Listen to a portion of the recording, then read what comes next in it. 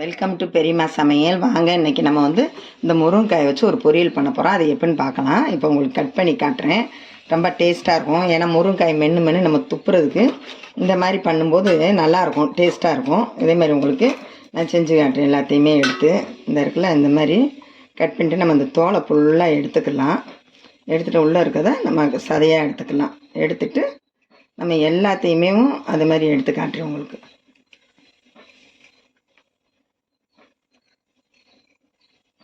இந்த மாதிரி எடுத்துக்கலாம். வெறும் சதை மட்டும்தான். அது அப்படி பொடியாக கட் பண்ணிக்கும்போது காட்டுறேன். இந்த மேலே இருக்க நாரை ஃபுல்லாக எடுத்துரும். இல்லை நம்ம மென்று துப்பிக்கிட்டு இருக்கணும். எடுத்துட்டோம்னா அப்படியே சாப்பிட்டுக்கலாம், உள்ளே போயிடும். இந்த மாதிரி சதையாக எடுக்கணும். சிலர் வேக வச்சு எடுப்பாங்க. நம்ம அது வேக வச்சு எடுக்கிறத விட இந்த மாதிரி செய்யும்போது நல்லாயிருக்கும். நம்ம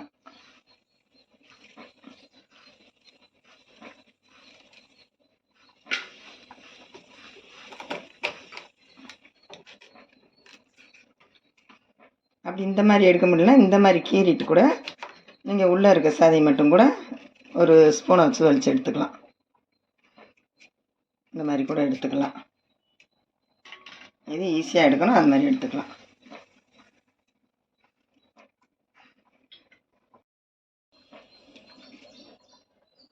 இந்த மாதிரி எல்லா காயும் நம்ம கட் பண்ணி எடுத்துக்கிடுவோம். எடுத்துகிட்டு உங்களுக்கு எப்படி செய்கிறோன்னு நான் செய்முறையில் காட்டுறேன்.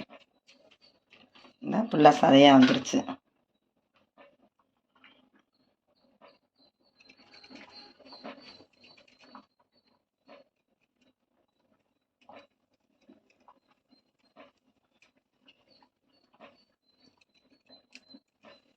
எல்லாத்தையும் இதே மாதிரி கட் பண்ணிக்கிறேன். தோலெல்லாம் எடுத்துகிட்டு நல்லா இந்த மாதிரி சீவி வச்சுட்டோம்.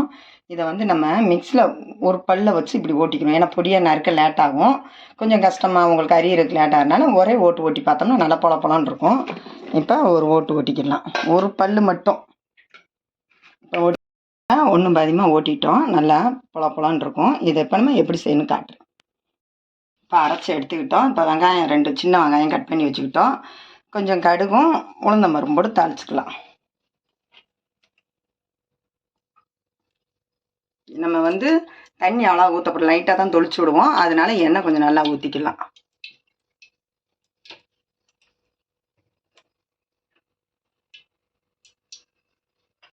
காஞ்சிருச்சு, கடுகு போட்டுக்கலாம். உளுந்தம்பருப்பு போட்டுக்கலாம்.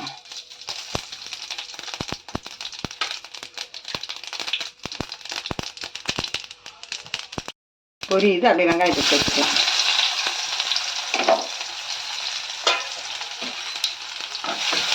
முருங்கைக்காய் இந்த மாதிரி செஞ்சு பார்த்திங்கன்னா இன்னும் டேஸ்ட்டாக இருக்குது. ஏன்னா நம்ம எப்போ பார்த்தாலும் ஒரே மாதிரி தான் செய்கிறோம்.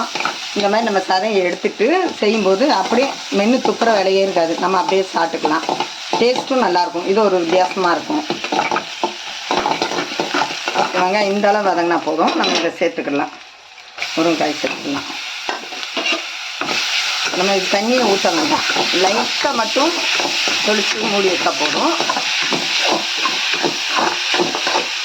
இது வதங்கிக்கிட்டே இருக்கட்டும் லைட்டாக. அதுக்குள்ளே நம்ம பச்சை மிளகாய் ஜீரகம் எல்லாத்தையும் ஒரு ஓட்டு ஓட்டிட்டு வந்துடலாம். 3 பச்சை மிளகா போட்டுக்கலாம். தேங்காய் சும்மா ஒரு 3 பத்து அளவுக்கு தான் போட்டிருக்கோம். ஜீரகம் ஒரு அரை ஸ்பூனு. இது 3ஐயும் ஒன்றும் பாதியமாக ஓட்டிக்கலாம். இதில் போட்டு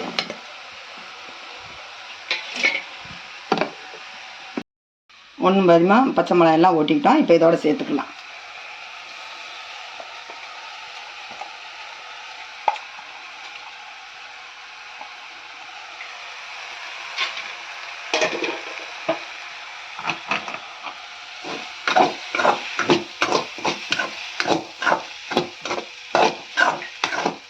நல்லா சிம்லேயே வச்சு நம்ம தண்ணி லைட்டாக மட்டும் தொளிச்சா போதும். ரொம்ப தண்ணி சேர்க்கணும்னா நல்லா வதங்கட்டும். இதெல்லாம் பச்சை வாசனை போட்டும். இல்லை உப்பு சேர்த்துக்கலாம், கல் உப்பு சேர்த்துக்கலாம். இந்த மாதிரி வதக்கி விட்டு நம்ம சிம்மில் போட்டு மூடி வச்சுக்கலாம்.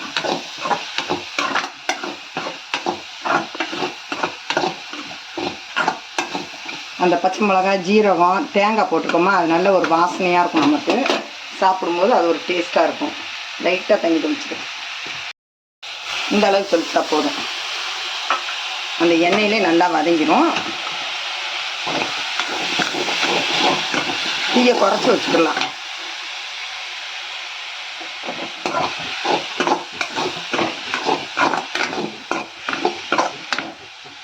மூடி போட்டு மூடிடலாம்.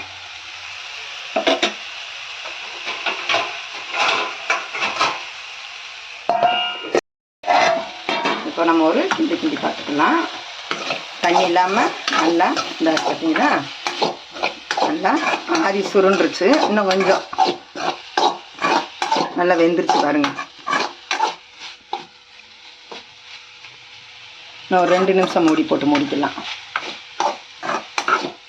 இதிலே முட்டை போட்டிங்கனாலும் டேஸ்ட்டாக இருக்கும். முட்டை போட்டும் செய்யலாம். நம்ம முட்டை சாப்பிடாதவங்க இந்த மாதிரியும் செஞ்சு சாப்பிட்லாம். இன்றைக்கி நான் உங்களுக்கு முட்டை போடாமல் தான் செஞ்சு காட்டுறேன்.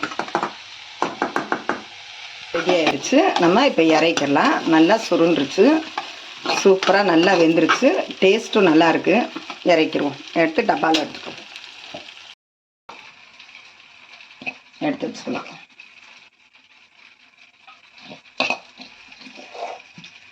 இதே மாதிரி நீங்களும் வீட்டில் ட்ரை பண்ணி பாருங்கள்.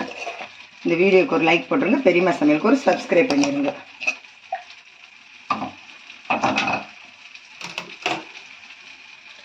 டேஸ்டான முருங்கைக்காய் பொரியல் ரொம்ப ரொம்ப ஈஸியான பொரியல்.